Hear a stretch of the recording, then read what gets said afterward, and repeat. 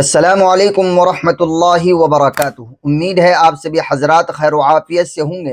معزز ناظرین، آج کی اس ویڈیو کے اندر جو مسئلہ بیان کرنا ہے وہ مسئلہ عورتوں کے تعلق سے ہے، بالخصوص ان ماؤں بہنوں کے متعلق ہے جنہیں اللہ نے صاحب اولاد بنایا ہے، اولاد جیسی نعمت سے جنہیں سرفراز کیا ہے۔ ان کے لیے آج کی اس ویڈیو کے اندر بیان کیا جانے والا مسئلہ ہے۔ مسئلہ کیا ہے؟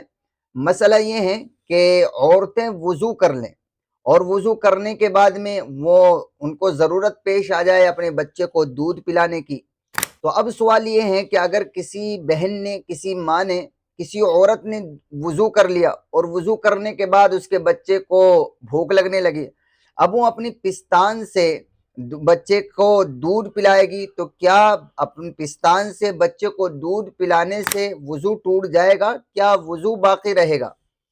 تو یہ سوال ہے، یہ مسئلہ ہے۔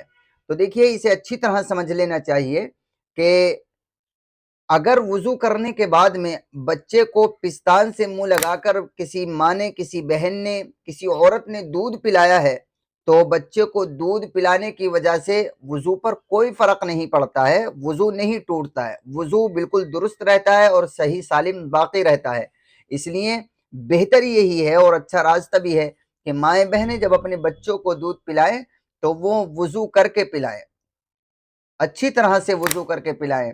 انشاءاللہ اس سے جو ہے بچے پر بھی اثر پڑے گا، بچے کی تربیت بھی اچھی ہوگی اور ہر وقت وضو سے رہنے کا بھی ثواب مل جائے گا، اور اس وضو سے دوسری عبادت بھی انجام دی جا سکتی ہے۔